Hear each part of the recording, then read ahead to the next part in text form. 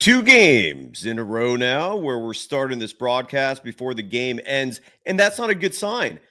I don't want to do that. We're doing it because for the second game in a row, it's over well before the final buzzer, largely because of ineptitude, incompetence, mediocre basketball. And folks, if you've missed me blasting Steve Kerr, you picked a good night to watch the program. He was in his same obtuse bag that he used to routinely pull from. Jimmy Butler hid his grossly overrated coaching. Not tonight. And if you're wondering what I mean, come join the party where misery loves company. That was ugly. That still is ugly. And I'm about to see the final buzzer finally go off so I can give you some proper stats. Let's get into it. If you want to commiserate with the folks who are bitter and pissed off about that game, come join the party. It's the Golden Days. They always find something to nitpick, and that's because there's expectations for us to win. I do my best to do what everybody wants, and that's to win a championship. All right.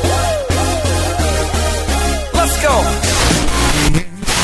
In a minute, I'ma need a sentimental man or woman to pump me up.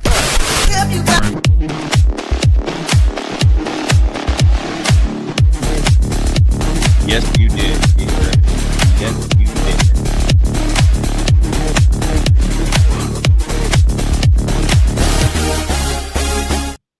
Welcome to the Golden Days. I am your host for the evening, Cyrus Saatsaz. You can follow me on Threads and Instagram at DogWild. Over on Twitter, my handle is Surf Journalist. The program is on both those platforms at Golden Days Pod. Tonight's episode brought to you by Visit Humboldt. If there was ever a moment in this program's brief, yet so far relatively successful existence, we continue to grow by the day. We're now creeping well past 4,000. I want to hit that 5,000 mark in subs soon. Hope you folks can help me make that happen. But for now, I want to get away. I want to go to Humboldt. I want some green. I want some big, huge trees. I want incredible hiking trails. I want insanely delicious breweries. I want the Samoa Cookhouse. That's where it's all you can eat, and the food. Talk about the best comfort food you'll ever have in your life. I want it all. I don't want this Warriors crap. So send me to Humboldt, please. I want to go there. And if you're feeling like me and you want to get away to one of the best vacation destinations a Northern California can possibly consider, go to visithumboldt.com. Those images, if you're watching this on YouTube, just give you a sample of what's in store for you. Go check it out. It's beautiful. I used to call the area home. I still miss it so much that I make a trip at least once a year. VisitHumboldt.com is the website to find hotels, things to do, or just shoot me a DM. I'll help you as well. Tonight's episode also brought to you by BetOnline, the world's most trusted betting platform and your number one source for betting on all the March Madness. Even if your bracket's busted, BetOnline has more ways to stay in on the action with a free Sweet 16 bracket and live betting on every remaining tournament game. I want to pick this moment as well to sincerely apologize for letting you folks down. If you decided to listen to me, I was very confident that the Golden State Warriors, who, side note, and someone in the chat, I believe, affirmed this, that they were 5.5-point favorites in tonight's game, did not predict an egg like that. I did not predict Steve Kerr reverting to the old version of himself that has been just an asinine, obtuse individual who has no clue what the right lineups and wrong lineups are. If he's not handed perfection, he's going to mess it up somehow. And tonight was a perfect example of that. I'll get into it in just a second. But if you bet on the Miami Heat, congratulations. That's what BetOnline does for you. You can win money by betting on the game. BetOnline, the game starts here. And in case you're wondering, why is he so upset at Steve Kerr tonight? Why is the head coach of the Golden State Warriors the source of my ire, the primary reason why I am so pissed off and frustrated about a game that the Warriors should have won? That was a very winnable game. The Miami Heat are not good. They were 30-41 coming into this. They lost 10 of 11 coming into this. Yet, like a lot of teams out there, They look like champions when they face the Golden State Warriors. If there's any good news from watching tonight's show, I did figure out what the hell is going on with the Warriors defense besides just other teams rising to the occasion facing a dynasty. There is actually a very specific problem I noticed tonight with the Warriors D, and I'm going to get into it in just a second, which explains why a player like Alec Burks of the Miami Heat, former Golden State Warrior during that disastrous 15-win season in 2020, Alec Burks averages 6.1 points per game. Tonight, 17 points on 5 of shooting 7 from deep. Tyler Herro is an all-star. You expect a 20-point effort from him. I didn't expect him to post a plus 33 in net rating. True story. He was a perfect 4 of 4 shooting from deep, and I'm going to explain why those numbers happen. Bam Adebayo going 2 of 3 from deep. Look, that is just insanity. That is an example of every team just magically playing a whole lot better when they face the Golden State Warriors. And this was embarrassing. And it largely starts with who the Warriors started with tonight and how awful they played. And real fast, by the way, talking about the Miami Heat in terms of their outside shooting, I brought up Tyler Herro, again, a perfect 4 of 4. Alec Burks, 5 of 7 from 3. Former Warrior Andrew Wiggins, 2 of 4 from deep. He only finished with 10 points tonight, by the way. Still had a great game. Miami shot 68% from the three-point line. 68. And besides the reason that I noticed for what's been going on with the Warriors defense lately, because it isn't just Miami that's been shooting lights out against the Golden State Warriors. Last game, the Atlanta Hawks shot 41.7% from deep, better than 68, but 41 is still damn good for a team shooting percentage from the three-point line. The Toronto Raptors, who came really close to beating the Warriors 2 games ago, they shot 42.3% from deep. Way better than their average, way better than pretty much anything they normally do, and that's a very high number. Those don't match tonight's Miami Heat total of 68% shooting from deep. Miami was 17 of 25 shooting from beyond the arc. That is insane. There is a reason for that. Schematically, I'll get into it in just a second because we call that a tease in the broadcast industry. I want to hook you and keep you around so you stick around and find out what that answer is. But the more immediate reason for why the Warriors played like dog shit tonight, and that's an insult to dog shit, the way the Warriors performed, was that starting lineup. I thought we'd seen the last of Hobbit Ball. Wrong. Not tonight. Hobbit Ball was back in full force. The Warriors had a starting lineup tonight where the tallest player on the court was Jimmy Butler at 6'7". Brandon Podziemski, 6'4", 6'5". Moses Moody, 6'5". Draymond Green, 6'5", 6'6". GP2 started tonight at 6'2". And then Jimmy Butler, who in his homecoming game, a player that was expected to rise to the occasion, instead was overwhelmed by it. And that starting 5 played like dog shit again. Let me rephrase that. Dog shit is I'm insulting dogs by saying that. What's a more proper species whose feces, I'm a poet and didn't know it, would be more apropos for the way the Warriors play tonight? Is it snake shit? Is it rat shit? Is it wombat doo-doo? I don't know. I like wombats. I don't know what species to point out to specifically, but the Warriors played like utter crap. Did not earn the exorbitant amount of money these professional athletes earn on a daily basis. Did not earn it tonight. The Warriors at the end of the first half, because this is worth pointing out. The Warriors starters in the first half might have posted, and I'm not being hyperbolic. I'm not exaggerating. By the way, Ranger 49 bringing up bat guano. But doesn't bat guano even have some uses in this world? I almost feel like that's insulting to bats. But anyways, so The first half of this game for the Golden State Warriors, the starters combined scored 10 points. 10 combined. And you wonder why they started this game slow. I believe they started down 9-2 to start this game.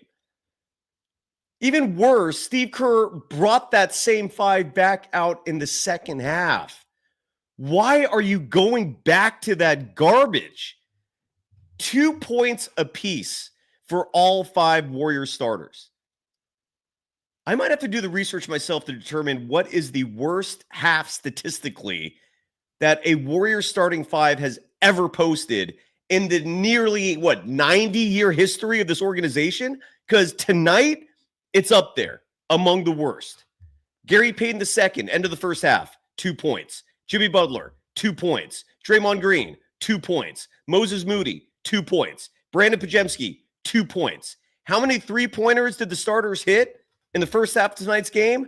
0. The only reason why the Warriors were even in this game, barely at the half, they trailed 57-40. The final score, now that we have that, is 112-86. Was because of the bench. And what does Steve Kerr do? Just rolls the same guys back out in the second half, magically thinking they're just going to somehow flip the script, even though they showed no evidence of doing so.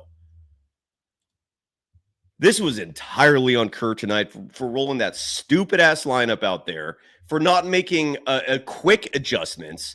Case in point, Kevon Looney, a player that I don't advocate for a lot.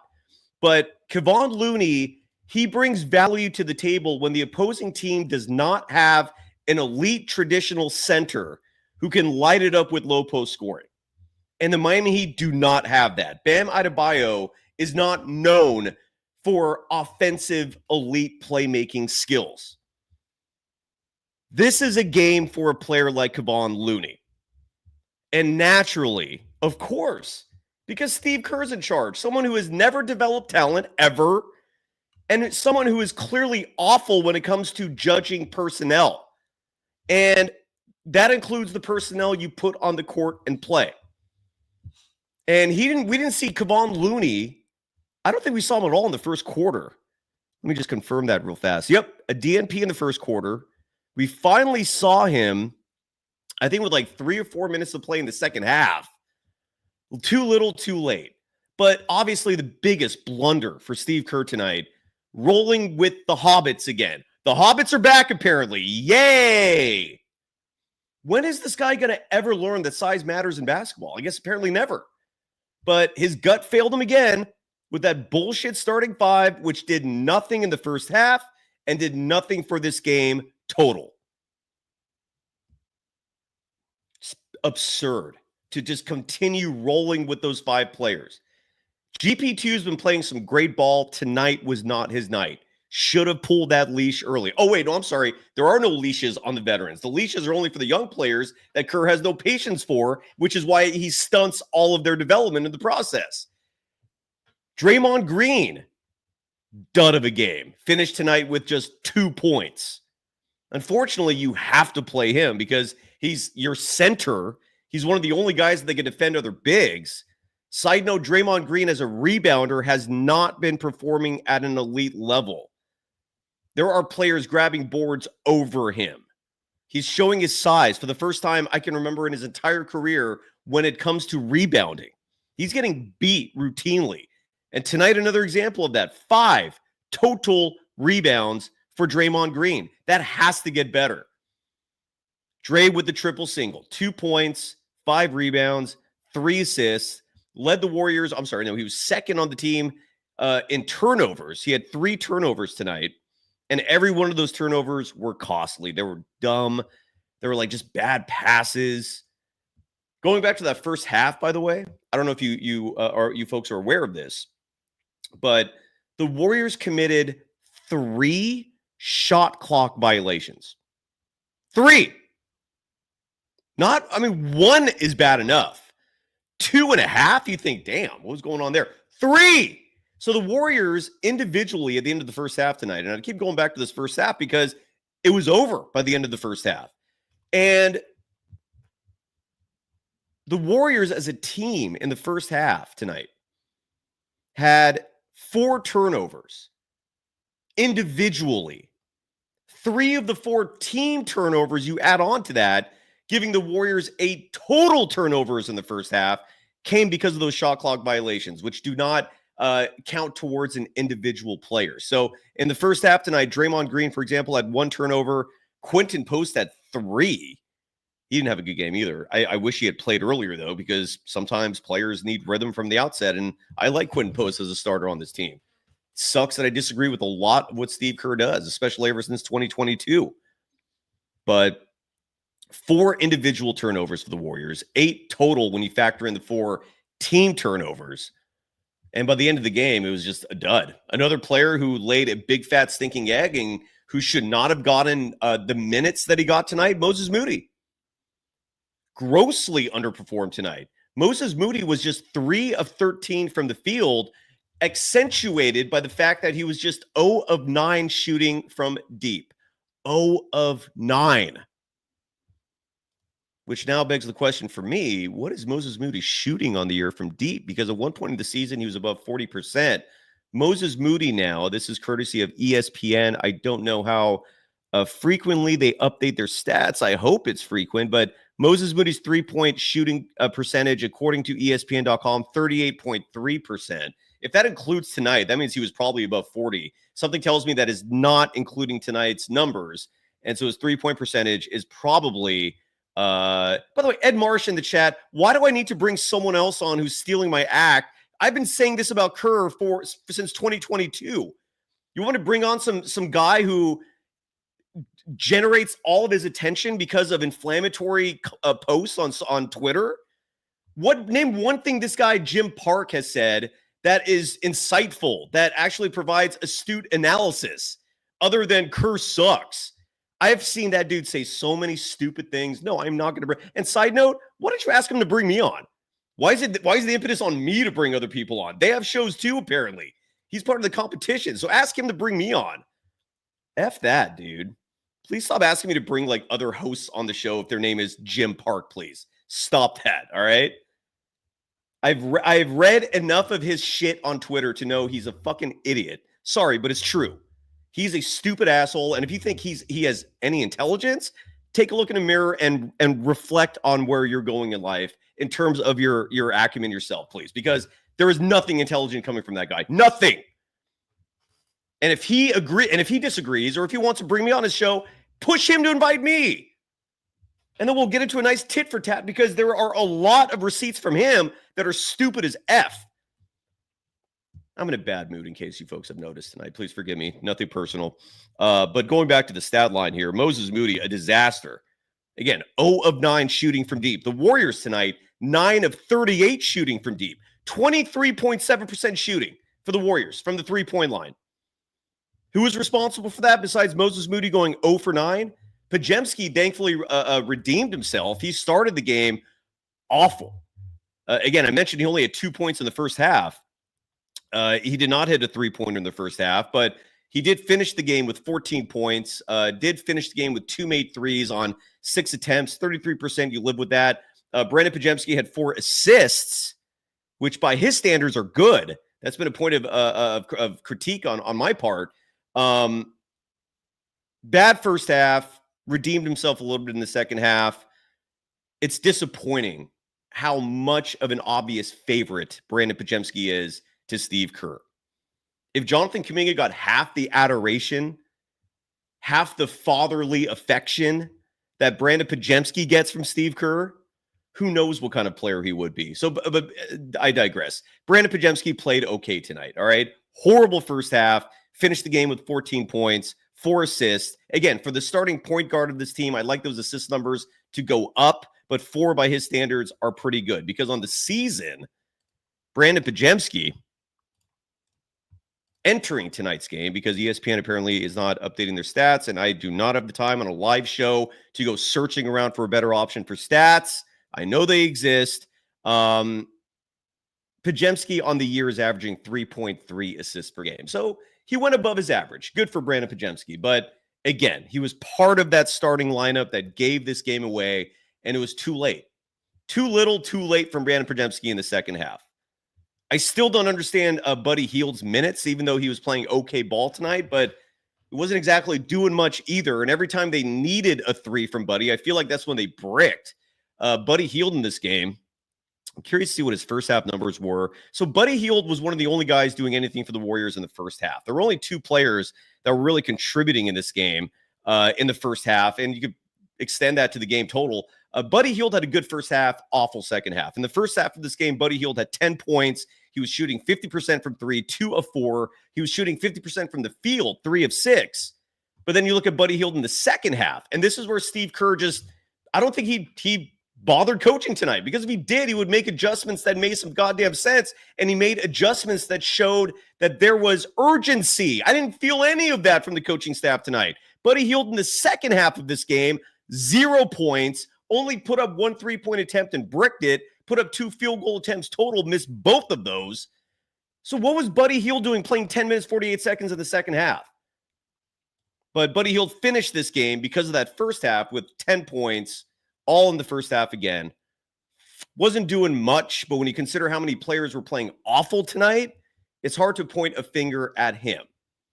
Now, if you're an individual, and here's, let me provide some reassurance here real fast, all right? Because a few people I've noticed are giving a doom and gloom approach to the fact that the Warriors have a 2-game losing streak. Steph wasn't in either of those games. Now, is it colossally disappointing that they're losing these games without Steph? Because entering tonight, they were, I believe, 7-4 on the year without Steph, and they have a very deep team that should beat lesser teams like the Atlanta Hawks and the Miami Heat. Is it concerning? Yes. Does it mean the season's over? No. Lakers have a 3-game losing streak right now. Minnesota lost to Indiana last night, a winnable game. Teams across the NBA are losing. We're going to look at the standings in just a second. Something tells me, I saw someone mention that the Warriors had slid to 7th. If that's the case, that means the Clippers won tonight, and they fell behind the Clippers because of a tiebreak. But there is no panic button being pressed here. But it is a little concerning that schmuck I'm looking at on the TV screen right now, Steve Kerr, thought that the players he played tonight was the logical decision. Jimmy Butler should never be the tallest player in your starting 5. Size matters in basketball. Why does this obtuse, overrated head coach routinely forget that fact? And I pray that's one of the few media members traveling, whether it's Anthony Slater. I don't know if Danny Emmerman's traveling with the team. I know Sam Gordon is. Sam's going to come on the show in the next day or two. I hope one of the very few media in that room with Steve Kerr, I'm watching this live on TV right now, is asking Steve, what the hell were you thinking with Jimmy Butler as your biggest player on the floor for extended periods of time?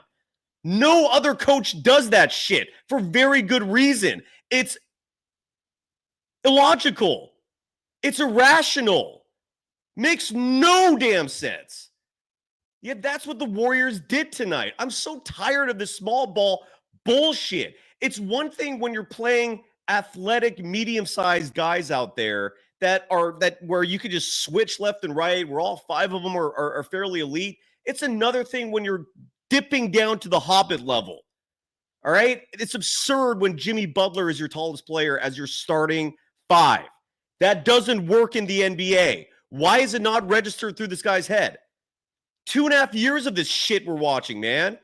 It's one thing when Steve Kerr had a competency in the front office to constantly remember that 1 through 14, if you accidentally let any bad seeds slip through there, when I say bad seed, I'm referring to size / lack of athleticism. Myers was cognizant enough to not let those players slip through the cracks. Mike Dunleavy Jr. is getting better at it. You still got some work to do, because unfortunately that guy will play hobbits and think that works in basketball. It's absurd. And he's getting paid $17 million for it, while I'm guessing a lot of you out there who work just as hard as he does, who's probably just as smart, if not smarter than he is, are probably scraping by just to pay your next mortgage. And this guy's making $17 million, and he thinks hobbits will win basketball games. Make that make sense to me, please. Please. How does that make sense? God damn, man. It is just so frustrating to see this shit again. I thought we were done with this Hobbit shit, and it's back.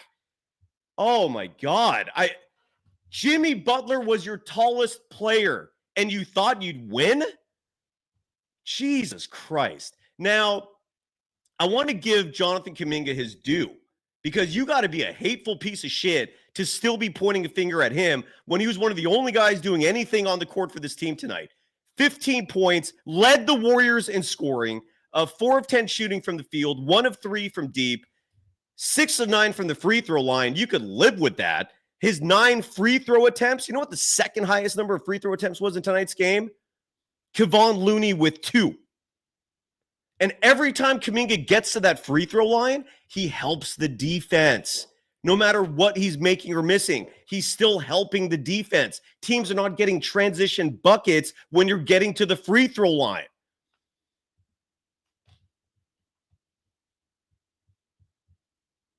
And for folks like Memo2607 who write Kuminga needs to be traded this offseason, you might be right. Not because he's a bad player, but because he has a coach who has no effing clue how to deal with young players, who has no clue how to develop young players, who has no clue how to teach. Steve Kerr is good at one thing, laying back and letting his players do what they want to do. But that's not how you handle youth. You need to be on them. You need to be guiding them. You need to be reassuring them. You need to be building their confidence. And you need to be teaching with a methodology that is most effective, and that is a learn as you do approach, meaning put him on the basketball court and give him more than 24 minutes, 49 seconds, which is what Kuminga got tonight. I'm guessing he's still on a minutes restriction, but I'm so jaded with Steve Kerr and the way he handles these young players that something tells me that was just him thinking he was brilliant, when in reality, he was just more of the obtuse, same bullshit from Steve Kerr we've been seeing for 2.5 years now. Just no clue how to handle young players. None. No clue how to develop young players. None. He's great at coddling Steph Curry. No doubt about that. He's great at leading stacked teams to titles. No doubt about that. But when you also have to develop players, and when you also have to actually apply some ingenuity to your rotations and your lineups, big fat F for that head coach. Yeah, Tim Ford brings up that 5 minutes of Kuminga's playing time tonight was in garbage time. Why was your best player on the floor tonight not getting minutes? Let's see if there's any sound that is coming yet for Steve Kerr. Because I'd love to hear what bullshit excuses he had. Here's Kerr. So this is courtesy of Sam Gordon.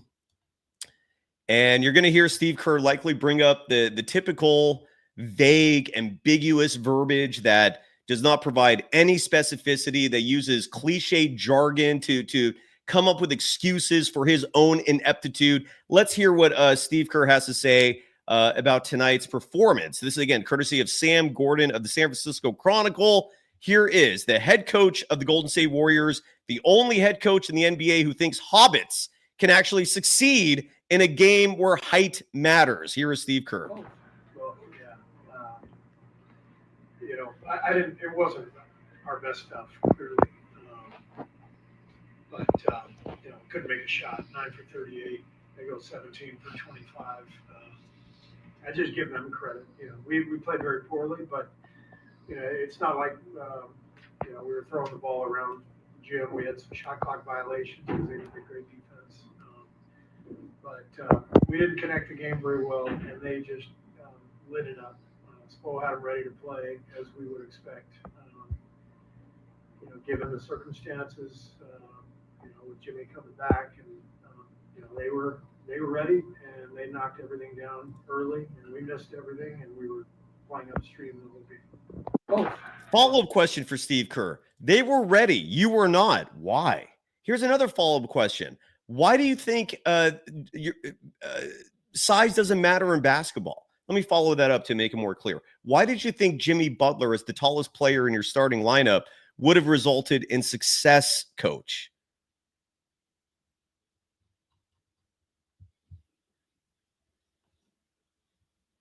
That was embarrassing, man. That was embarrassing.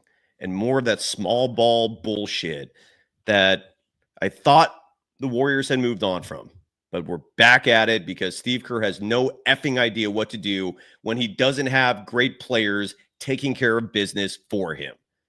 He's phenomenal at managing egos. I'll give him that. Again, fantastic at coddling Stephen Curry. Chances are there's no one better in the world at tucking Stephen Curry to bed than Steve Kerr. But when it comes to rotations, lineups, personnel decisions, developing youth, failure. This was embarrassing. Now, Abraham DeLeon brings up another player who we haven't even touched on yet. And I'm also going to get to the reasoning for the defensive lapses recently, because there is a very specific reason that I've noticed, and I'd love to share with you if you don't mind. But Abraham DeLeon brings up Jimmy Buckets, who was trash. Yup, he was. He came out flat. For a player who I thought was going to be vengeful, for a player who I thought was going to be vindictive and coming out with just tenacity and fire and aggression, and we saw none of that. Jimmy Butler in this game, again, he was one of the 5 starters, 2 points for each of the starters in the first half. I don't know what adjective is the proper one to describe just how anemic of a performance that was from your starting 5. 10 points collectively in the first half. Jimmy Butler was part of that. He finished the game with 11 points, so the stat line is going to look a little more respectable for him when all said and done. But make no mistake, this was a bad night for Jimmy Butler. 11 points total. Did have 6 rebounds, 2 assists, which is well below his typical standard. Had 1 steal, had 2 3-point attempts, missed both of them. But the stat that I think was indicative of his night was the fact that he had just 1 free throw attempt on a +1. That's it. And what that reveals to me is a total lack of aggression. The dude was not attacking the paint. Tommy dropping $5 in the chat, writing, no further proof needed to know that when Stephen Curry is not 100% healthy, they lack mojo. And again, this season, the stats don't fully bear that, given they're now 7-5 on the year without him. But I hear you. They needed him tonight. And Tommy adding that the Warriors better hope number 30 is healthy as soon as possible going forward. The Warriors have another 2 days off before a Friday game in New Orleans. What a twisted act by the NBA to give the Warriors all these days off. And Sophia Jones and I broke this down yesterday a little bit as well, surrounding the 3 most distraction-filled cities, arguably, in the NBA. I'm sure you could throw New York and LA and a few other places as well in there, but those 3 rank up there among places with a whole lot to do, a whole lot to drink, and a whole lot to eat with late hours. Atlanta, Miami, New Orleans. And the Warriors now have 2 more days off before they play New Orleans. Kalena Azubuike, who is very close with the Warriors players. He's a former player himself, so it makes sense. And he's a color commentator for the Golden State Warriors. Side note, FU NBA for not letting any of us in the Bay Area watch the TNT broadcast. I like getting different perspectives. I like the national broadcast when the Warriors are on him. What I don't like is spending $100 a month for live TV only to have the NBA tell me what I can and can't watch. That's bullshit. So if you're in the Bay Area, you could not watch the TNT broadcast tonight. You had to watch the local NBC broadcast. No disrespect to Fitz or Kalena. I know those two bring out a lot of opinions from folks in terms of their broadcasts. I don't mind them, in all honesty. But when the national broadcast is on, I want to hear from the halftime crew. And I want to hear the unique perspective of someone who's not around this team 24/7. It helps broaden each individual in terms of, again, the word perspective, understanding different ideas, and a better grasp, whatever, of the world around you. And we were not allowed that. But Tommy, I hope you got your chat acknowledged. And the reason why I brought up Kalena Azubuike is because as someone who is at least somewhat connected to this Warriors team, he did allude during tonight's broadcast that the extra days in Miami, a luxury that the Warriors normally don't get. Usually Miami Heat games are part of like a back-to-back. Usually you fly in, you fly right out. You maybe go to Orlando after that. The Warriors don't normally get 2 days before and after a Miami Heat game to just chill. Yeah, that's what the NBA did. Might have been a little sinister in hindsight, given the habits of professional basketball players. SGA Sports Talk, Shardall. Thank you, brother. Today is your 4-month anniversary of being a Golden Dazer. I can't thank you for the support enough. Asking how I'm doing. I'm guessing you have a better idea now. I'm bitter, man. I'm pissed. I'm never proud of one of my many flaws, including my emotional connection to this damn Golden State Warriors team. And when they play like they did tonight, I get pissed. I get frustrated. I hate small ball. Part of it is triggering from the fact that Don Nelson did this shit and it never worked. I don't remember it being at this level during any of the championship years. You don't start games with Jimmy Butler as your tallest player. That is absurd. 49ers minded, it's coming in just a moment. Now, the one thing I'm noticing, and if anyone wants to vent tonight, I'll put the link in the chat. We won't take this too long, but I'll bring some folks on if you want to voice your displeasure, if you want to disagree with me, whatever you want to talk about. The Warriors defense is doing something specific that's very wrong, and they need to make an adjustment immediately, and it's a huge reason why teams like the Raptors and the Hawks are shooting over 40% from deep as a team against the Warriors. It's a reason why, a huge reason, why players like George Niang turn into three-point sharpshooters, why Alec Burks, who averages 6.1 points per game, suddenly turns into elite individuals. Alec Burks, again, 5 of 7 shooting from deep tonight, 17 points, and those threes were backbreakers. The Warriors are doing something very specific here defensively that they need to fix, and that is overhelping. We've talked a lot about this Warriors defense in terms of how they play on a string. Sophia Jones and I, we went into detail about this on yesterday's show. Side note, strongly recommend that program. Despite today's loss, it was a good show. We provided a lot of analytics, which were very pertinent and applicable to this team. But what they've been doing wrong the last few games is overhelping.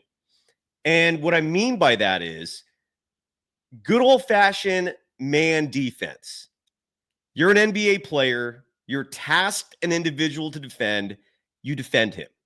The Warriors do implement that defense, but what they also do is they add this very switch-heavy element to it. And what this switch-heavy element does is it helps prevent pick and rolls and screen sets from debilitating you, right? Because you have help. You have someone there to back you up. The problem that the Warriors have been doing the last few games is they're overhelping. What I mean by that is that the individual help defender is getting a second person to come help out, and then the rest of the teammates then have to adjust for that double team, right? They have to adjust for that help by scrambling around to then pick up that defender that's been abandoned with the help. And what teams are doing with this overhelping, with the Warriors being so aggressive with the switches, is they're just passing it one extra time and finding a wide open dude, oftentimes either in the quarter, certainly on the perimeter. And what I'm seeing that bothers me defensively is uncontested three-pointers. Teams are putting up shots without hands in their faces, without bodies in front of them. They're unimpeded shots. Of course they're going in consistently. Ease up on the help. All right? If you can't defend someone man to man, you should not be playing in the NBA, period. You should not need that level of help that the Warriors are giving to each other right now defensively, because they're helping so much that they're leaving people open. Every single possession, there is someone open because of this overhelping. And that's something that Stackhouse, I hope, has noticed. That's something I don't know if Steve Kerr has noticed it, but I really hope they work on this and simplify things defensively, where you leave your defender on the person they're assigned to defend and help them when they need it. Don't be so damn proactive about it, because that proactive move to help, again, and you see other players scrambling to make up for that help, right? Because when one person comes to help, that person who's coming is abandoning their player that they're defending. So then the next person behind them has to adjust.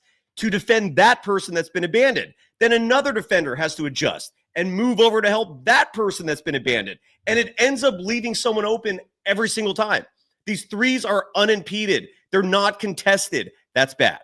And that's something that the Warriors desperately need to fix, and they need to fix that soon because teams are taking full advantage of that overhelping and getting wide open threes. It's one thing if teams were burning the Warriors with contested shots where they're literally there's a body right in their face in front of them and they're just heaving these things and going in. I know that's still happening to a certain extent, but a lot of these shots are wide open and they should not be, and it's happening because of the overhelp. Spark is going to join us in just a second. Let me see if there's any sound real fast that has come down besides that Steve Kerr clunker of an attribution where he basically gave no answers of any kind.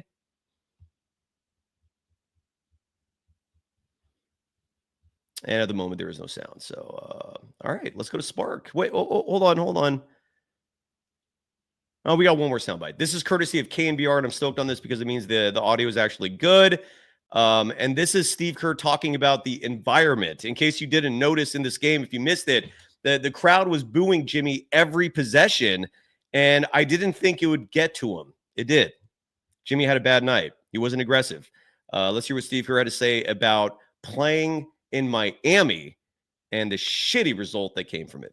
Miami is it's a great place to live, and so people don't ever seem too amped up around here. They're living the good life. So it really wasn't that rabid of an environment. It was typical Miami. And I think the main part of Jimmy's return is that the Heat were ready and Spo had him ready. And I mean, you shoot 17 for 25 from three, you're going to win. But I thought it was how hard they played, how well they competed. It took it to us tonight. And I like what Palmetto Money writes here too. By the way, it's a great point that you bring up, and I'm glad you did so I could talk about it real fast. Palmetto Money mentions that the Warriors are a team reliant on 3-point shots. Agreed. And that tonight was a perfect example of that, where the team was forcing threes instead of settling and getting easy buckets. The Warriors had 38 3-point attempts tonight. In case you're wondering if that's a big number, it is. That's a high number.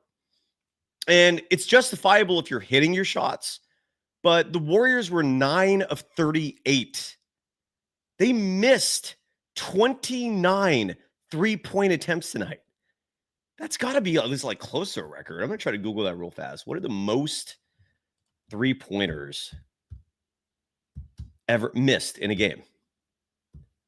Because I'm very curious. I'll do that while we bring Spark on the show, so I'm not just having dead air. But yeah, I agree. The too many 3-point attempts, especially when you're shooting like you are. If you don't have Steph Curry in your team, I don't know if that's a justifiable number. Spark, you're on the program. How are you doing tonight? Oh, good night. Good night. You hear me? I hear you loud and clear. Floor is yours. Yeah. So tonight I was watching the game with my friend, right? I saw how we started off they had 7 straight, and I was like, "Yep, here we go again." And Yep. honestly, when I saw that starting lineup, I already knew we were doomed. Cause what was it Gary Payton? We started tonight with Pods, Moody, and Jimmy and Draymond, right? That was the starting lineup, I think, right? Correct. Yeah. That lineup was, and I think I don't even think he made an adjustment the whole first quarter till when we were losing terribly, and then he brought in Quinton Post. So honestly, I thought Steve Kerr changed since you got Jimmy, but it seems I don't know, he just reverted back to his default settings, and it was kind of depressing to watch. I just told my friend I ain't watching another Warriors game until Curry is playing again because I gave him 2 games. I gave him 2 games. The last game, I was like, all right, they were in some slump or whatever. Said we're gonna be back to back now, right? We're gonna play good, and we played tonight, and we played the same as the last game. We didn't make any changes. We played the same. The help defense was so extra. It was kind of embarrassing to look at, all these open trees, and then when a team hits a bunch of open trees, they're gonna make the hard ones because they're in a rhythm. So it's It was kind of hard to watch. And then with Looney, the Looney minutes this game was. I don't know if Steve Kerr is looking at the same game we're looking at, because I didn't feel I it think tonight. Did not feel like it tonight. uh, the end of that third quarter, I think I just wanted to rip my head out. Like when he just took out the lineup that was just winning, put in that lineup to end the third quarter, and we just lose all our momentum. It was very depressing to look at, but it It seems was. It was. It was just an absolute bummer, man. There was nothing. I'm trying to think if there's any positives. yeah, Like Kai. Welcome back, by the way, Kai. I was wondering where you've been. But mentioned that Guy Santos might have been the only player who played well tonight. I don't think Kuminga deserves like a criticism. I don't know no, what I love Kuminga. Kaminga this game. I Kuminga's fine. tried. To me, Or it he was just tried. Kuminga and Guy, and like that's it. And maybe Yeah. Kevon Looney. I thought he played okay, but this was just an ugly game. Sorry to interrupt you. Go Yeah, ahead, Spark. very, very, very, very ugly game from Yeah. like most of our players who like you expect a bit, but like Pods, I was like chewing out Pods this entire game. I'm not going to hold you. I was like chewing him out completely, right? But he started getting in a groove, but he was like our only starter in the second half who showed some like positive energy, and the rest of them just were like poor. Just it was terrible. And I don't think Steve Kerr some in these games it looks like when we can't make trees, it's like he doesn't make like adjustments to like fix that. Like I don't think we really attacked the paint that much, even though we could make a tree. It was kind of I don't know, alarming. Like we barely attacked the paint. It looked like throughout this game we were like forcing like a bunch of weird trees and like shooting a bunch of hard shots. It was like nothing we were getting easy from the 3 point line.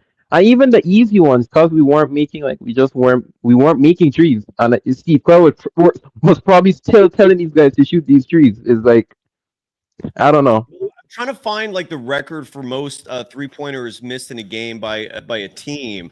The Warriors thankfully did not approach that record. The Houston Rockets, at least this is just from a brief search. That's If someone has surprising. information on this, unlike me, but from doing a brief research in the middle of a live show, the Houston Rockets on January 16th, 2019 missed 47 threes in a game. That is the record. So the Warriors weren't approaching that territory, but they still missed Wow.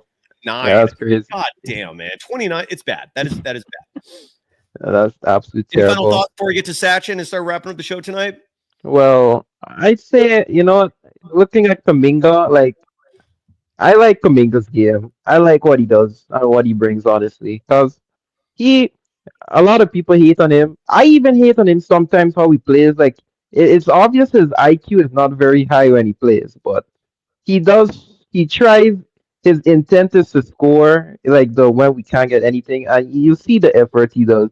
Even though he might like turn over, or force like a bad shot, I like the intent, and it's positive. There's no like the only negative thing about him is his IQ, which can be trained and get better, but still like his shots, his like skills. Like even when he gets that tree ball going too, he's gonna be unstoppable. And like Steve Kerr just has to like use him right. Like I love that guy. Yeah, Like he's not used right clearly. Abraham yeah. D. Leon, by the way, in the chat mentions that the Warriors' record, their team record for missed threes in a game is 40, which happened just 2 years ago. So tonight wasn't creeping on that record, even though it felt like it. A few stats in terms of who was responsible for those 29 threes. Jimmy Butler 0 for 2, Draymond 0 for 3, Moses Moody, again, the biggest culprit, 0 for 9 shooting from deep. Something tells me that number I read earlier in the show where he's shooting 38% from deep is going to be adjusted after tonight. That number is going to take a dip. Podziemski, 2 of 6. Buddy Hield, 2 of 5. Kuminga, 1 of 3. Quentin Post, 1 of 4. Guy Santos, 3 of 6 from deep. So he shot 50%. Guy Santos had a good game. Guy Santos finished tonight with 13 points. How many rebounds did he get? He had 3 rebounds. Yeah, good game for Guy Santos. Just a -2 in net rating.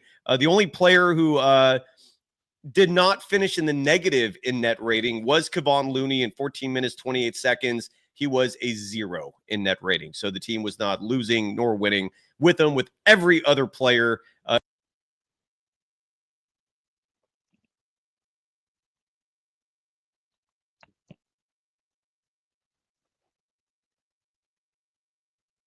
app called Malwarebytes.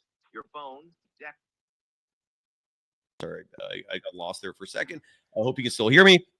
Yeah, But you that's what's going down tonight. Any final thoughts, Spark, before we get to Satchin? know. Well, I'll be honest with you. Moody is a very interesting player, and I like him. And honestly, I think as he saw his shot wasn't falling, I felt like he should have adapted a bit better. But other than that, I feel like Moody will bounce back. But yeah, that's it for me. I think Moody. And the thing is, like Moody, Yeah, all I'll say about yeah, Moody tonight is this: 0 for 9 from deep. After, let's say, the fifth one, maybe yeah, take yeah. a hit Just and start putting up some twos and simplifying things. Moses Moody yeah. finished with 3 of 13 shooting total from the field, which means you take out those threes, and he was 3 of 4 shooting from the field inside the Mm-hmm. 3-point line. Do more of that. And again, this is where coaching sometimes helps, and why I Yeah. criticize Steve Kerr so much, because he's not coaching, man. If he was, the Mm-hmm. message would have been translated to Moody. Simplify things. Stop putting up so many goddamn threes. 0 of 9. That is crazy, man. And you know, it was just not their night. I want to get to Satchin, Spark. Right, right. Good night, brother. That was a Have good a good call. night. You too. Thank you so much. Satchin, the floor is yours. How are you? Hey, what's up? Can you hear me? I can.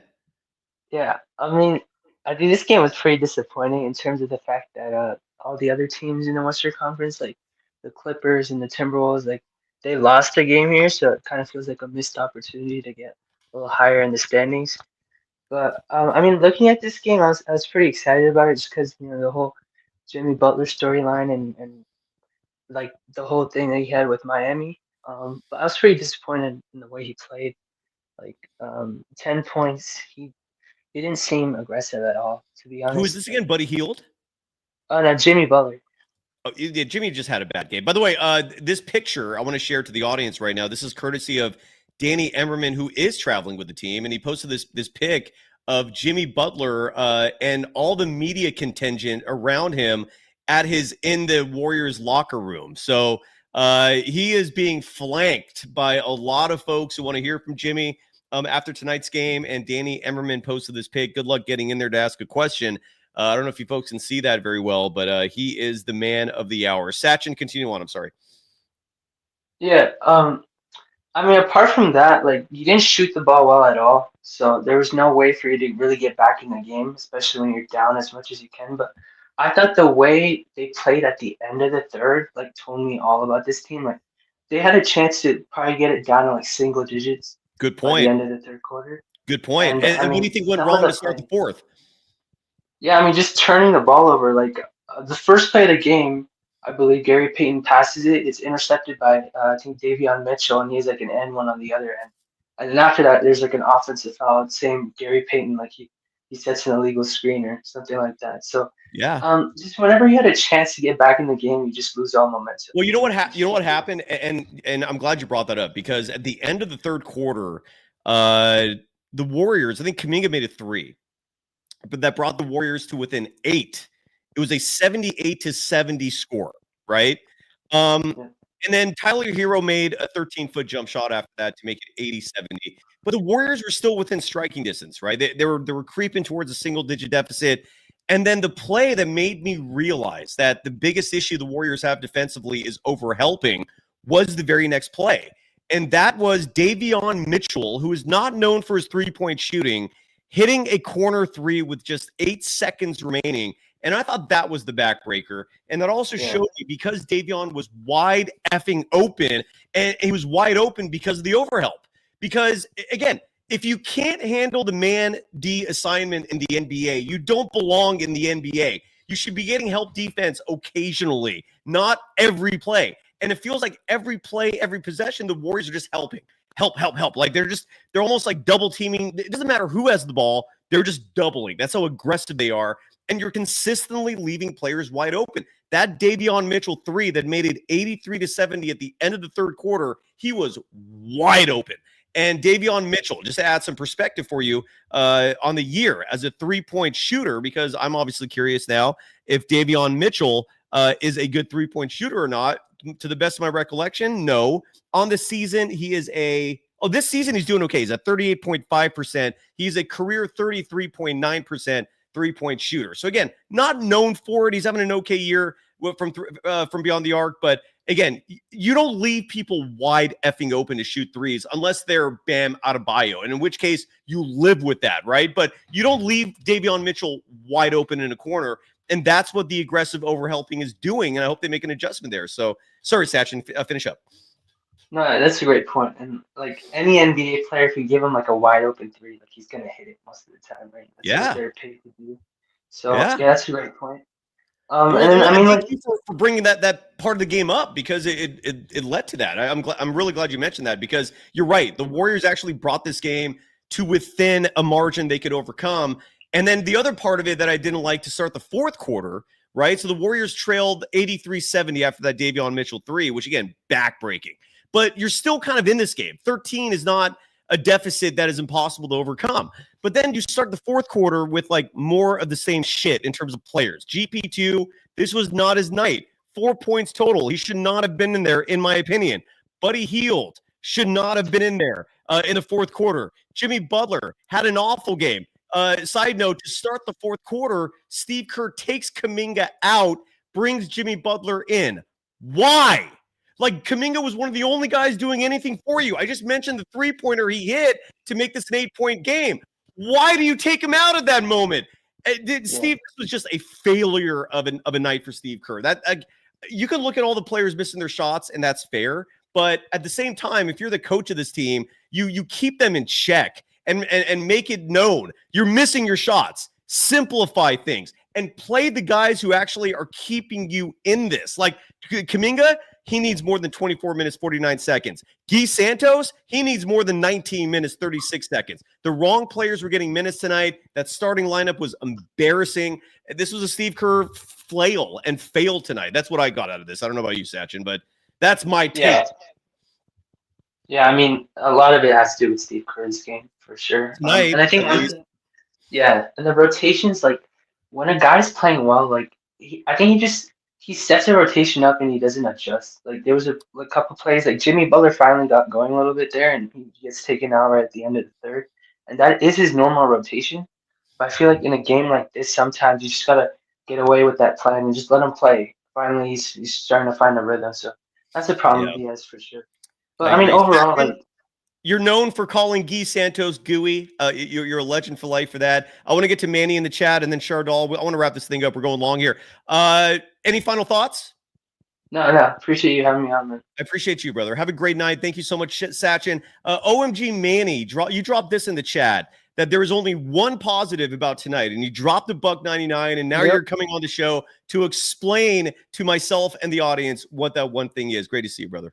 What's going on, man? So, the only positive thing that I see going on is matchups as far as standings, with Oklahoma being number 1 and Houston being number 2, the two most, I guess, the two teams that we would prefer to see, other than Denver, other than the Lakers, as far as the first round of the playoffs. That is the only thing that I see possibly going well, but it's a very risky thing to do, because that means that we fall into the play-in tournament in order to be able to play one of those two teams. And you don't want that. And you correct. And then with 3 being Denver matching up with number 6, which is where we're currently at, that's a bad matchup. And then 4 and 5, which is Memphis and the Lakers, Lakers above Memphis. If we go up to 5th, then we match up with the Lakers, which is the two teams that we most likely want to try to avoid, especially in the first round. That is the only positive thing, but it's extremely risky to do. By the way, someone in the chat early in the show said that the Warriors had dropped to 7th. I'm going to have some good news for you folks there. That is not true. And again, it's why I love the audience. I love the chat. But every time I see a stat there, I always have to confirm it. The Warriors are not not in the play-in at the moment. They're still in the playoff seedings, Manny. Continue on. Sorry. Yeah, I think we were a game and a half above the Clippers, if I'm not mistaken. They were a game up, and now they're a half. Yeah. Okay. But it is precariously close, man. Yes. The Clippers do have the tiebreak, and they are one of the dangerous teams. Like now, Minnesota, for example, the Warriors own the tiebreak over them. So I'm not as concerned about Minnesota lingering. The Clippers are another story. They already won the tiebreak. It does not matter what happens in that season finale. The final game of the season will be against the LA Clippers. Doesn't matter what happens in that game in terms of tiebreak. LA won the first 3. The series head-to-head is wrapped. So the Clippers concern me. Minnesota, however, the Warriors won the season series, and so they will win the tiebreaker there. Continue on, sorry. Okay, so that's the only positive thing that I can see. But again, that's a very risky thing because we have been put in a play-in tournament where it's one game, either win it or lose it all, and we have lost it all. Something that I noticed today outside of the Hobbit basketball is that Kuminga still does not feel confident playing basketball. He does not feel confident after his injury. Now, you and I, because we've spoken about this before, we have had knee surgery, stuff with our knees. I don't know about you, Sai, but I have never been able to feel 100% confident again, being able to move around. I did martial arts for about 5 years, and I've always favored my left knee, even though it was 100% recovered. In my mind, it was always in the back of my mind.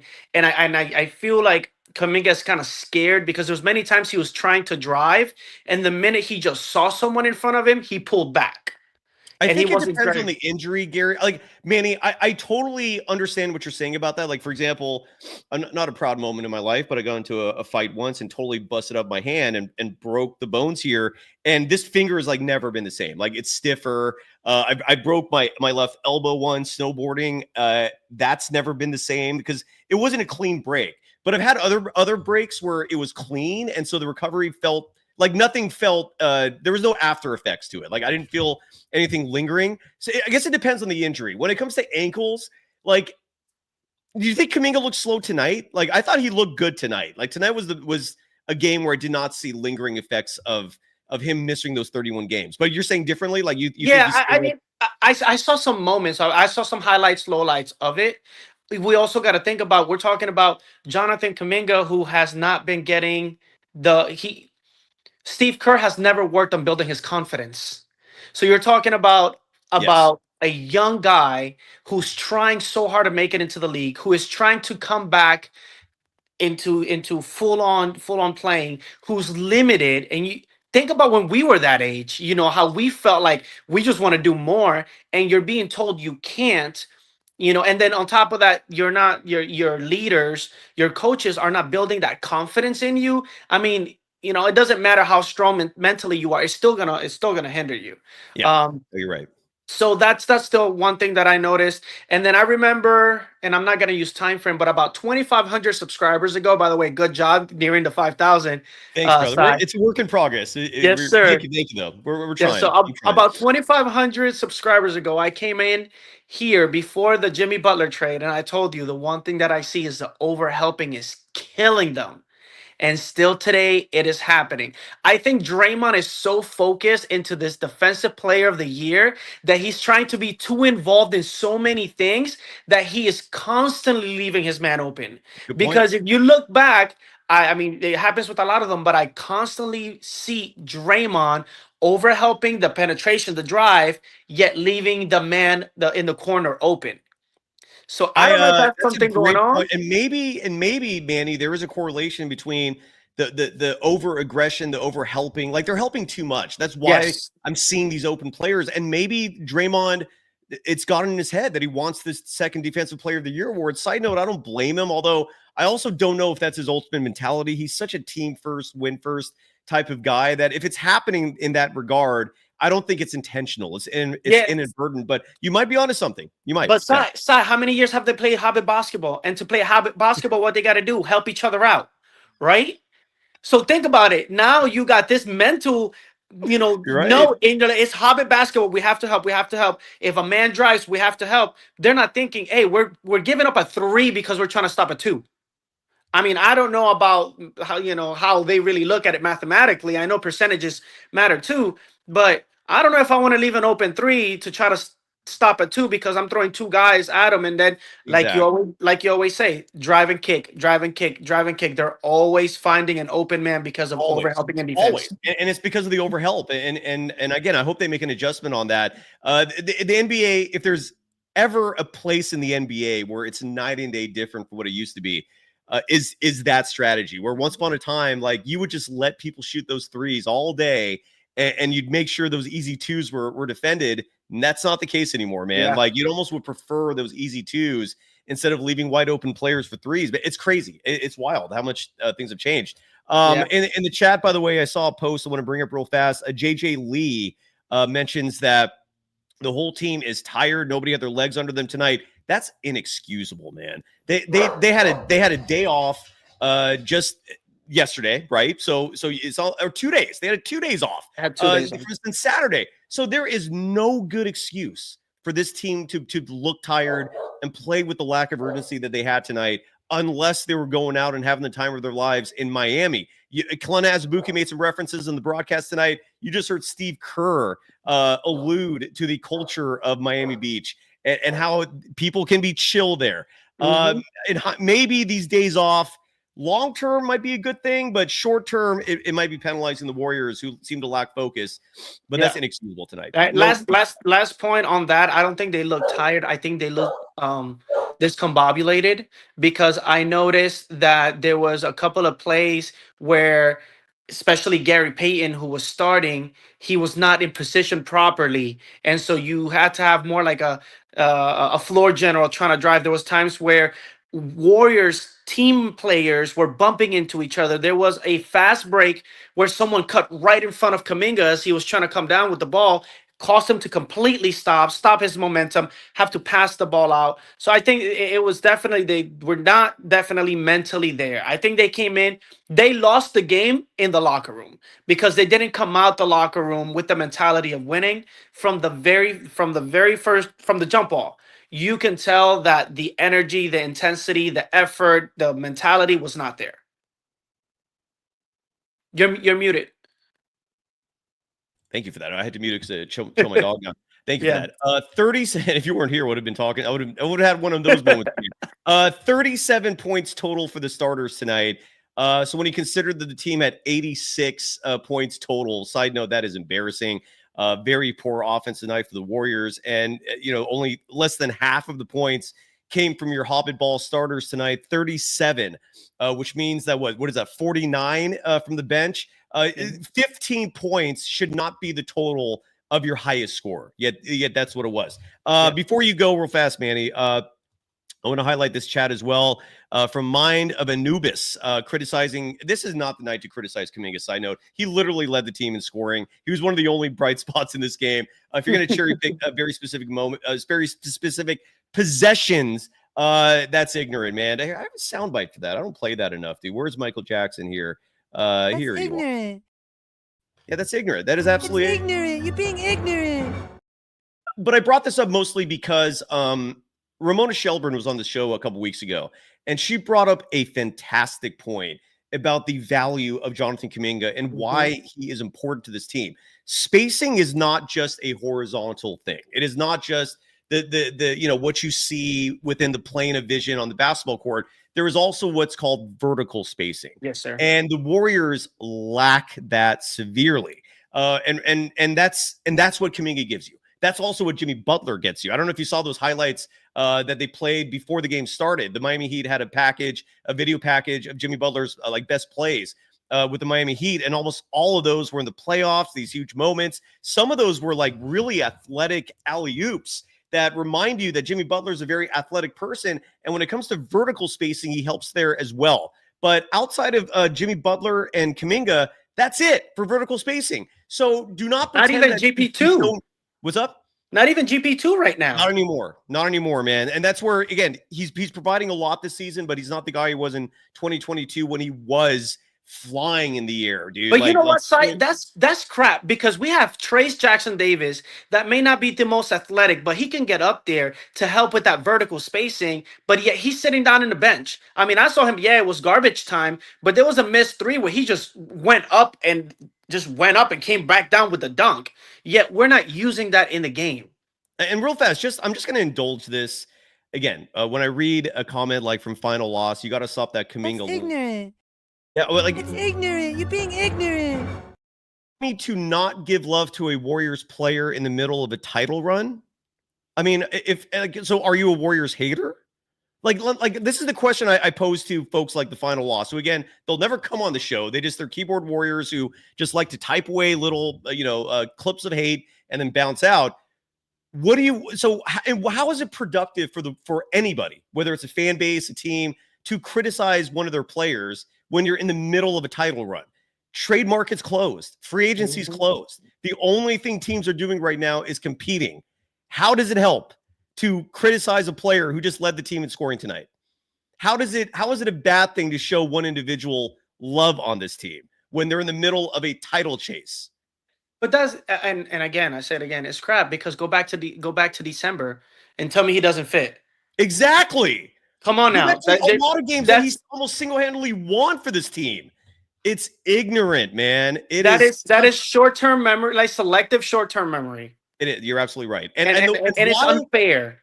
And again, I just don't get the why he's this target. Again, we could have this discussion in the offseason, but even if he gets $30 million this offseason, the Warriors are set up where they can easily take that in and still be below the second apron. They could still pursue free agents in terms of the mid-level.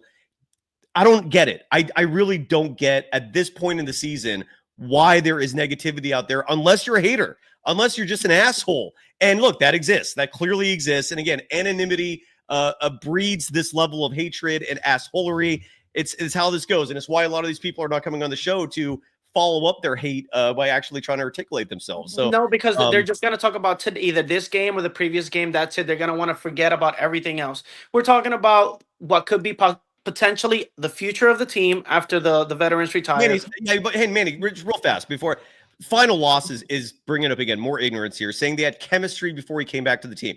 Look at tonight's game. If Kuminga wasn't playing, you think they had chemistry to win? I didn't see him at all for any of the minutes where they're getting their asses kicked. That is a shitty excuse, dude. And they've lost 2 in a row in games where Steph Curry is not playing. Okay? They have players who actually started tonight and had one of the worst box scores in this franchise's history. Kuminga was not playing those minutes. So again, if you want to be an asshole, that is sadly you're right in this world. But that is what this makes you, a huge effing asshole. And you're not a good person for espousing this level of hate, unless you're not a Warriors fan. If you hate the Warriors, again, bravo. Okay, bravo, because your hatred is definitely ringing up the ladder of attention. But if you call yourself a Warriors fan, make it make sense for me, because this ain't it. Even if you're a hater, it is a stupid fact to make, because you're trying to blame a bench player. You're talking about chemistry. I mean, the first 5 starters had chemistry before the game started, and where did they finish? So what is this chemistry that he's talking about? From a guy that's coming off the bench? That's who you're trying to blame the chemistry going bad for? The leading scorer of the team that, again, is coming off the bench, and yet he's the fault for the chemistry? The 24-year-old that you're not unleashing, you haven't unleashed, that is just coming back from an injury. There's a lot of things going on all at once, and you're trying to, point the finger at this guy that he's just trying to ball. He's just trying to earn his check. Rodney Alvarez in the chat writes that he loves Kuminga, but let's be real, Kuminga isn't worth $30 million. We don't know. You might be very right on. Like Rick Barry has said the same thing. You might be right. Let's just have that discussion when the Warriors season is over. We will break that shit down until you're exhausted hearing me talk about Kuminga's contract. We will cover it ad nauseum. What's the point of talking about this right now? Like, it makes no sense. He's under contract. The Warriors are in the middle of a title chase, and you want to espouse negativity. I just don't get why right now is the time you want to bring this up. R. Jonesy in the chat, dropping $1.99, saying they never call in because they know how stupid they sound in real life. You're probably right as well on that front too, R. Jonesy. All I'm saying is, on a night like this, when Kuminga is your leading scorer, and when he is furthest from the reason your team played like absolute shit and lost, save it. Save it for a night when you don't sound like an idiot bringing this stuff up, man. Save it for a time period where it's actually relevant. It ain't relevant right now unless you're just trying to get attention. I'm not a clickbait person, man. I've never been. That's not my mojo. That's not my vibe. I don't like doing that. And all that is a Jonathan Kuminga hate sesh is clickbait. That's just if you want to do that, I'm sure there's other shows you can do that for. This ain't it. Manny, any final thoughts, brother? No, man. Keep it up, brother. You're doing amazing. I'm here in Orlando, so it's kind of hard to get in here. Dude, you guys beat the Lakers in Orlando. Am I right? I have no idea. I think this was that today? Or was that Yeah, yesterday? I think it was today that they were playing the Lakers, This was and yesterday. next Yeah, your next Orlando week. Magic, the Lakers were in town, and Orlando took care of business 118-106. So thank you to the Orlando Magic for helping the Warriors out, man. That was nice. Next Monday, the Clippers are coming into town. I'm actually going to watch that game. So if the Warriors play, I may not be able to get on because I'm gonna be over at the Kia Center. Do you wear Warriors attire when you go to these games? If the Warriors are playing, yeah, I mean, I'm wearing it right now. But what about when they're not playing? Side note, I love your tattoo. What's when they're not playing? What are you wearing? I have an Orlando Magic's T-shirt. Okay, that's all my right. second. That's my second team.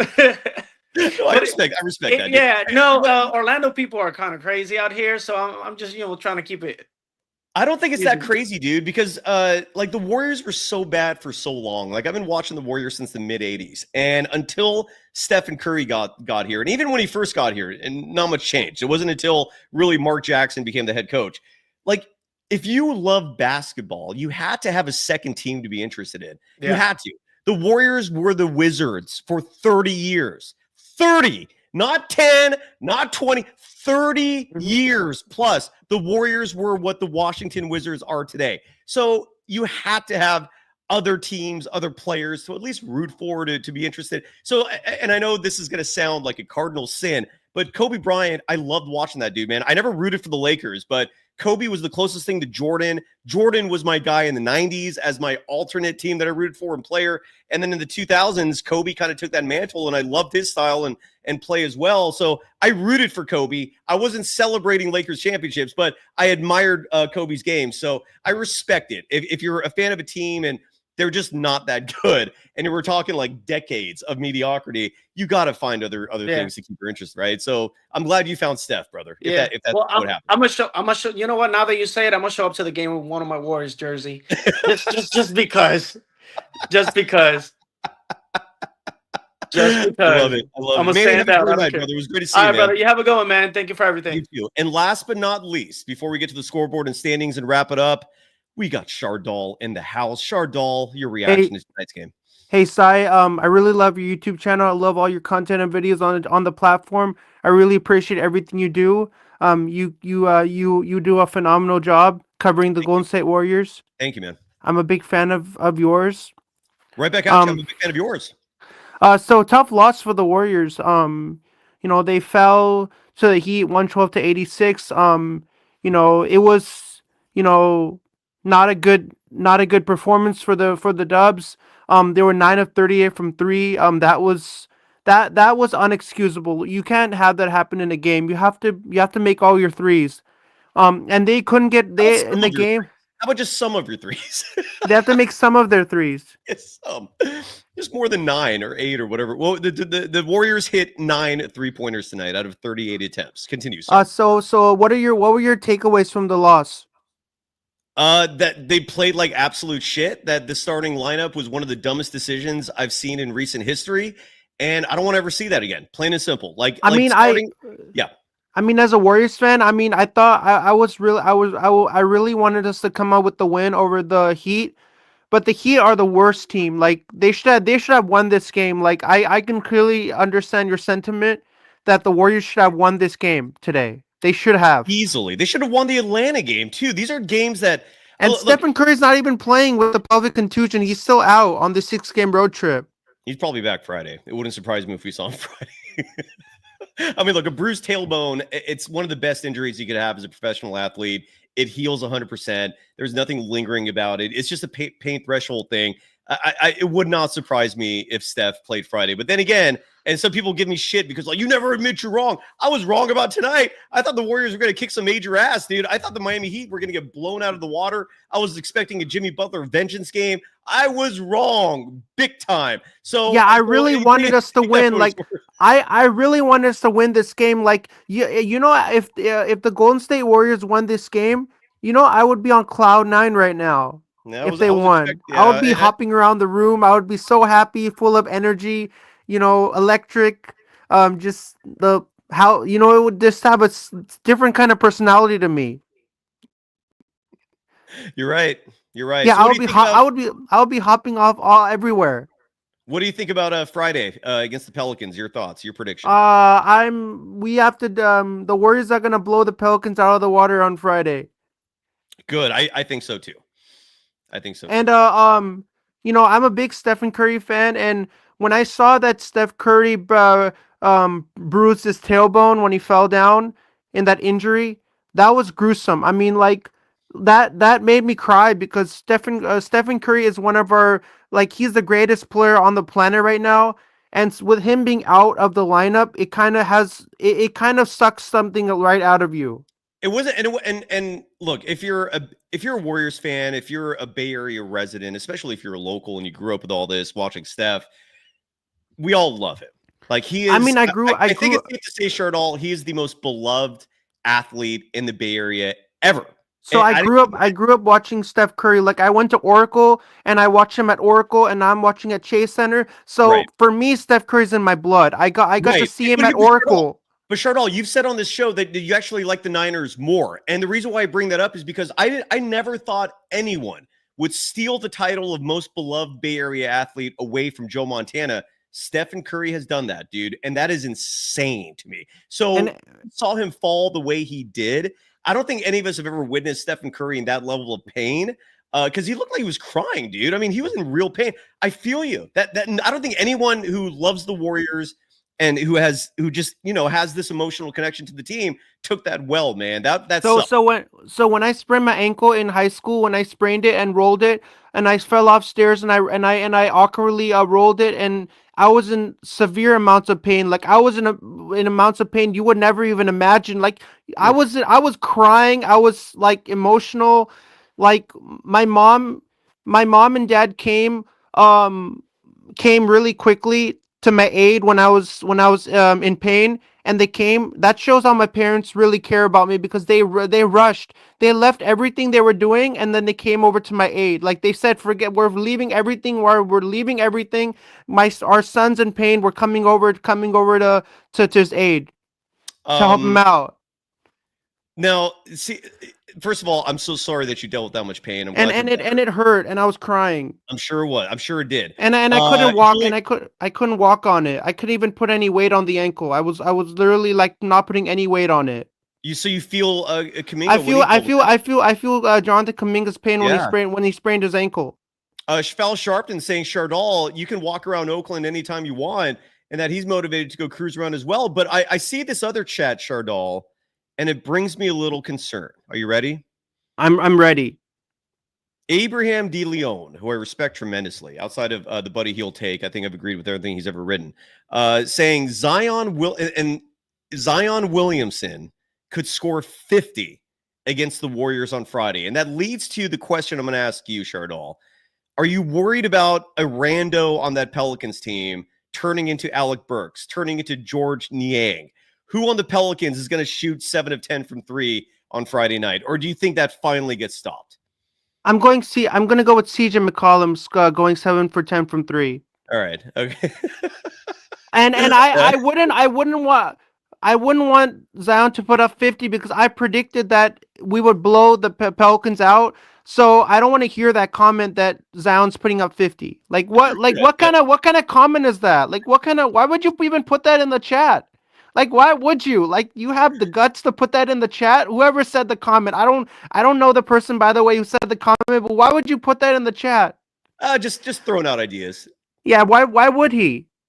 Because some people just throw crap against the wall. Is he nonsensical that he doesn't even think that what he's putting in the chat? Before you put anything in the chat, think about what you put in the chat before putting it in there. Somebody might disagree with that comment. Oh, they might say, "What is that guy thinking?" I saw someone in the chat say they wished you had a Corona. I actually like this version better. I like you sober, Shardall. Good stuff. This was tough loss for the Warriors. We're gonna bounce back against the Pelicans. We're on a 2-game losing streak. Anytime anybody's on a 2-game losing streak, it's alarming. It's not what you want. You want to be on a winning streak. You want to get it back on the winning track. Anytime you're on a losing streak, it shows that things are not going right. I was like the first and second quarter didn't look good for Golden State. But the third and fourth quarter, they started coming back and they started making a comeback. But it was they tried to make a comeback in the fourth, but it was too short. It was too late. It was too late to make a comeback. They weren't gonna win the game. They were down a lot. They could have, even if they made a 3-pointer, they still wouldn't have come back. So it shows that the game was over. The game was over at that point. It was over. It was Shardall, done. do you want to hear from Jimmy Butler with me real fast? I'll hear about Jimmy Butler, then I can react to it after I listen to the clip. Exactly. So here is Jimmy Butler talking about the team now having a 2-game losing streak. This is courtesy of KNBR, which means the sound level might actually be good. And it's a very quick soundbite, and then we're going to get Shardall's reaction right after. Here is Jimmy Butler talking about the losing streak and missing Stephen Curry. We want them to be right. We're still expected to win. You got to put up a better effort than what we put up the last 2 games. But if he's back, I think it's a bit different. Just definitely need. Okay, so the audio levels were not good. Did you hear that, Shardall, and your reaction? Yeah, I heard that. Good. What'd you think? So Jimmy Butler is a great player, transcendent player. Once he came into the league, at first I thought that he wouldn't work well with Curry, but Butler, when he came in, he was just all like, he was the best player. Like, he looks so good with Curry. They're such a great duo. They play so well together. Like, they complement each other so well. That's what makes these two players so well, playing together on the court. When Stephen Curry is playing, but when it's hard to see Jimmy Butler by himself, because Jimmy Butler's not a one-man show. Stephen Curry's a one-man show. Correct. So when Jimmy Butler's without Steph Curry on the court, it's difficult to play without Steph Curry. Yeah, but I expected and hoped for more from Jimmy tonight. I'm guessing you felt the same way. By the way, Fal Sharpton giving you a lot of love. Fal Sharpton saying, Shardall, you deserve all of life's pleasures. May you be fed grapes in the Mediterranean by supermodels. What incredible! I would Fal Sharpton. I would love that. That would be the dream to me, to go to island paradise and be fed grapes in the Mediterranean by supermodels. I would love that. And if that happened, that would be a dream for me, because I want to be surrounded by beautiful women. What would you prefer, Shardall? You being in that scenario again? Fal Sharpton, amazing imagery. I think we're all in this fantasy land right now.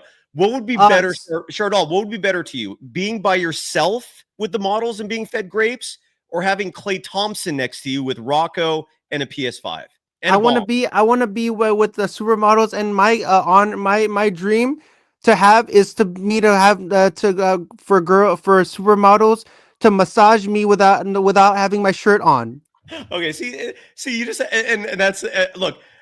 And I like being shirtless. Shardall, we had a good run. Thank you so much. Hey, Sai, make sure to click the like button, smash the subscribe button, ring that notification bell for Golden Days, in reference to to Dazed and Confused, the Matthew McConaughey movie.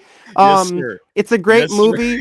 And I'm definitely gonna watch it on 420 when official Stoner Day. I'm gonna watch that movie. Get some marijuana, weed, edibles. I'm gonna buy them from the store and eat them while I'm watching the movie. Get high, because I want to get high for once in my life. I've never gotten high, so I want to get high. Don't your first time, don't do it with edibles. That's gonna be too much. Start with smoking, and then, or vape, something like that. But thanks for having me on the show. You're a great host. You're a great professor at San Jose State University. Please welcome to have me. I would love to come on your show anytime. Friday. I'll see you Friday, right? I'll see you on Friday, and let's get a win over the New Orleans Pelicans, and let's snap this 2-game losing streak, because I really want to get back on the winning track. Yes, sir. I love that. Shardall, you're the man.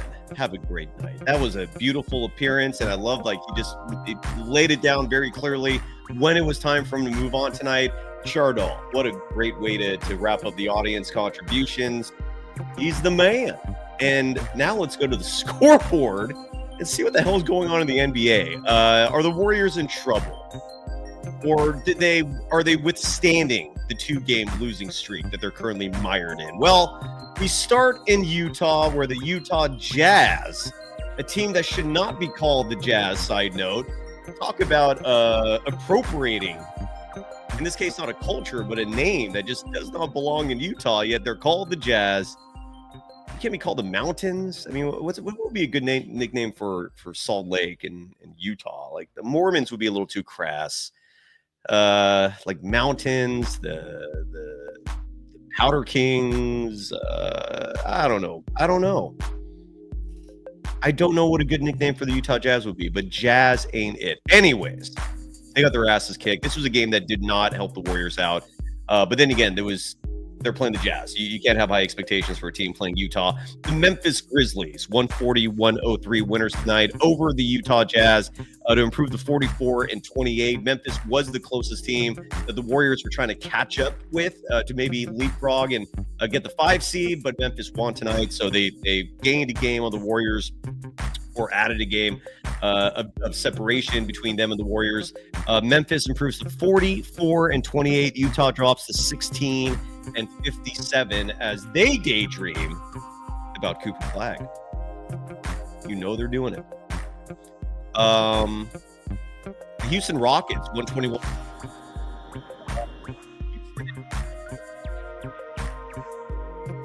Just 10 games remaining on the season. Houston improves to 47-26. Atlanta drops to 35-37. Jalen Green, 32 points, 11 rebounds in the win. Dyson Daniels, 19 points, 8 rebounds, 10 assists in the loss. The New York Knicks beating the Dallas Mavericks tonight, 128-113. OG Anunoby, 35 points in the win. Najee Marshall, 38.7 rebounds in the loss for the Dallas Mavericks, who dropped to 35-38. New York improves to 45-26. I'm not muted, am I? Okay, good. Where are my scores? Here we go. A game that no one cares about. I'll read the score real fast.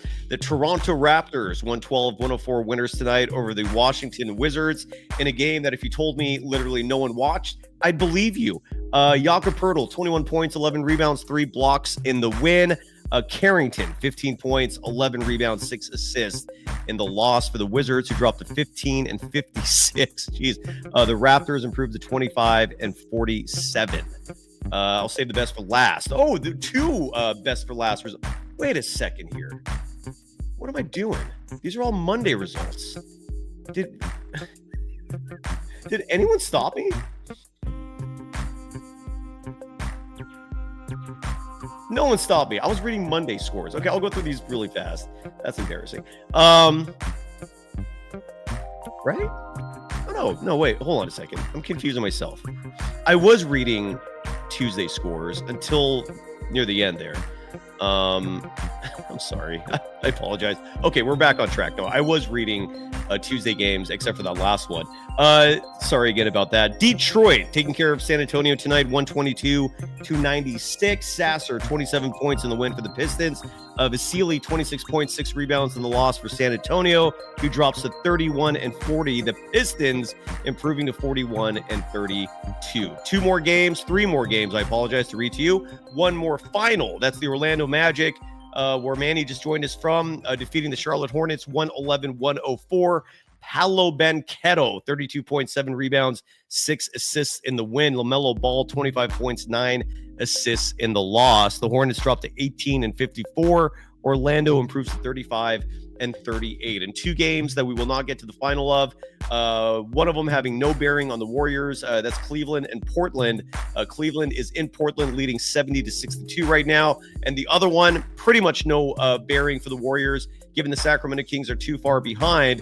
The OKC Thunder are in Sacktown at Golden 1, and they currently lead 68-58. And that leads to the standings, last but not least. And I will share my screen so we can all view this together. Let me get it sized up right.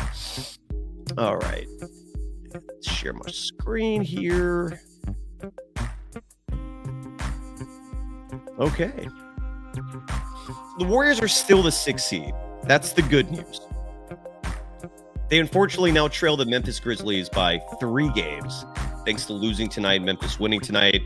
They trail the LA Lakers by 2.5. So the idea of jumping up to the 4 or 5 seed is suddenly becoming a daunting proposition. Not impossible, But the Warriors will not win the tiebreak over the Nuggets, who are currently the 3 seed at 45-28. The Nuggets are 3.5 games ahead of the Warriors. So that's suddenly becoming very difficult of a position for the Warriors to strive for. So the 2 seed's pretty much out. The Warriors are 5.5 behind Houston. The 3 seed is pretty much out. The Warriors are 3.5 behind the Nuggets, 4.5 when you consider the tiebreak. But the Warriors are 3 behind Memphis, and that is still attainable, largely because the Warriors still have one more game against Memphis this season. So if they win that, they not only gain a game in the standings, but they also would win the tiebreak outright over Memphis. They played each other 3 times this season. Memphis won once, that 51-game blowout. The Warriors won the other 2 games. So they play one more time. So the Warriors have a chance to still catch up to Memphis. And then the Lakers are currently the 5 seed. Memphis is 4th. Again, Memphis 3 games up on the Warriors right now. The Lakers 2.5 games ahead of the Warriors with the 5 seed. So Golden State is looking more and more like the 6 seed in terms of what they're striving for with realistic expectations and goals. The LA Clippers are currently the 7 seed. The 2 teams are tied in the loss column. The Warriors are 41-31. LA is 40-31. And again, if those 2 teams tie, the Clippers own the tiebreak because they've beaten them 3 times this season. They will play one more time, the final game of the season in April. And regardless of what happens in that game, LA wins the tiebreak. So you don't want to finish tied with the Clippers. You wouldn't mind finishing tied with the Timberwolves, who are also a half game behind the Golden State Warriors, but they are a full game back in the loss column. Minnesota is 41-32. The Golden State Warriors 41-31. So the Warriors will stay the 6th seed tonight. What's going to happen the next 2 days will be interesting, and I'm going to look that up right now. Let me stop sharing my screen. Just to see what the focus here is going to be: the Clippers, the Timberwolves, the Grizzlies, and maybe the Lakers. The reason why I bring up the Lakers is because the Warriors currently trailing by just 2.5. I don't know what their season series is. Let me look that up real fast. So I can figure out if LA is actually a team that they could realistically catch up to. So the Warriors and Lakers have played each other.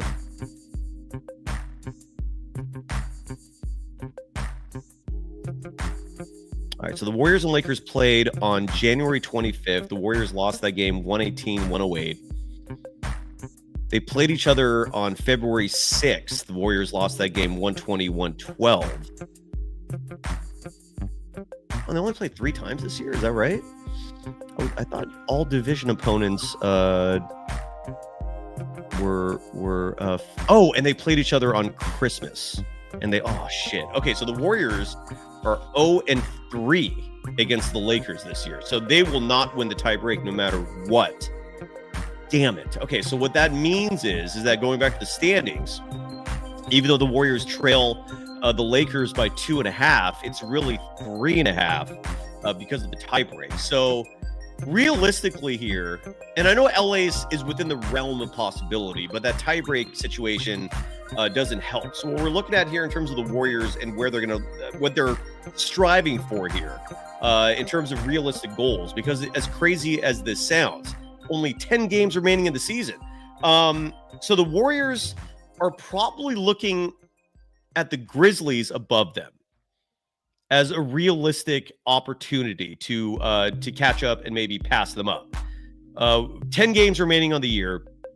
The Warriors are going to play at New Orleans, at San Antonio, at Memphis. That game is on Tuesday, April 1st, and that game carries a lot of significance. Then the Warriors play the LA Lakers Thursday, April 3rd. Very next day, they come back home to play the Nuggets. Then they play the Rockets at home. They travel to Phoenix to play the Suns. They come back home to play the Spurs. They travel to Portland to play the Trailblazers. And the final game of the season is April 13th at home against the LA Clippers. Memphis is still realistic because, again, if you beat them in that upcoming matchup, you're suddenly a game and a half back. You own the tiebreak outright. That's achievable, but you absolutely want to not let LA catch up to you. And again, the Minnesota Timberwolves, the Warriors own the tiebreak over, so there's a little leeway there as well. We're going to look at real fast the remaining schedule for the Grizzlies and for the Clippers. So here's who the Memphis Grizzlies have coming up. And this could determine whether or not the Warriors have some optimism for the remainder of the season. The Memphis Grizzlies next play at OKC. This is going to be on Thursday, March 27th. And if there's any good news about OKC, is that they're still playing meaningful games, given they want home court if they make the NBA Finals. So they still are showing up for these games instead of mailing them in at this point, because the top seed in the West is a lock. Home court throughout the playoffs, not a lock, largely because of the Cleveland Cavaliers, although I know OKC has an edge over them. But the whole point of all that is because Memphis will play OKC at OKC Thursday. Then the Grizzlies Saturday play the Lakers. Then the Grizzlies Monday play the Celtics. Wow, so they got 3 really tough games before they take on the Warriors Tuesday, April 1st. So that's encouraging. And then the Grizzlies will finish up the season with road games at Miami, at Detroit, at Charlotte, at home against the Timberwolves, at Denver, and then at home against Dallas. Those are some tough games. So I'm going to tell you this right now with confidence. Memphis is attainable in the standings. So the 5 seed is not an impossibility. Now, the LA Clippers, a team that's right behind the Warriors, who own the tiebreak, so they're scary a little bit. Their remaining schedule includes tomorrow at New York. So if the Clippers win that game at Madison Square Garden, the Warriors will drop to the 7th seed. So we're going to root for the Knicks if you like the Warriors. 2 days later, the Clippers play at Brooklyn. Then the Clippers play at Cleveland, at Orlando. Then the Clippers have a 5-game homestand against the Pelicans, a back-to-back against the Mavericks, and they host San Antonio and the Houston Rockets. So they might get some wins in that homestand. And then the Clippers will finish up at Sacramento, and the last game of the season is at the Warriors. And that last game could actually mean a lot. But the Clippers have an easier remaining run than the Grizzlies do. But the Warriors sort of have an easier schedule, although they have some tough games remaining as well. We shall see. 10 games left. Oh, and this game tonight, that was just rough. Just rough. There's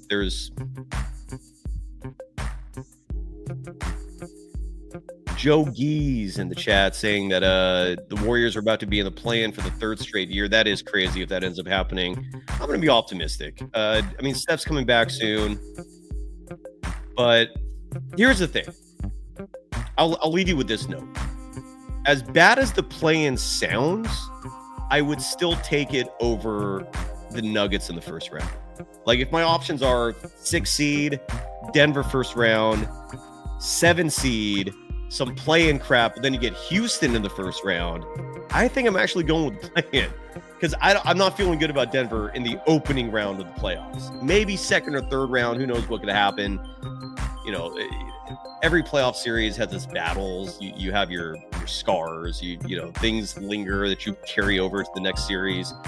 So the play-in might actually be the best option if the Nuggets are going to be the 3 seed. But we have no idea how this all is going to shake out. That's how it is right now. Oh, look, but Name says, don't worry, they're going to be in the play-in. Okay, great. So I feel great. I feel fine.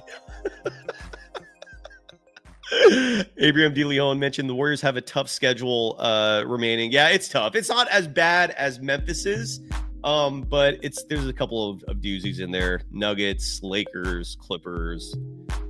They still play the Rockets one more time.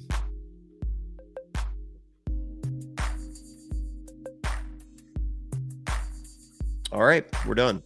That was rough. Thanks for joining me. Misery does love company. Shardall made me laugh. Thank you for that, Shardall. And Sam Gordon is going to join us in the next day or so. Stay tuned for that. He's going to give us some insights. I'm very curious to hear from Sam, beat writer, traveling with the team right now for the San Francisco Chronicle. One of my first questions is going to be, were they partying in Miami? Like how serious did they take that Miami trip? Because they didn't look like a team who came ready to play. I agree with that sentiment, and I know a few people had that. So wholeheartedly agree. And I really hope they didn't put socializing in Miami ahead of focusing on this game, because if they did, that sucks. They are humans, but that sucks.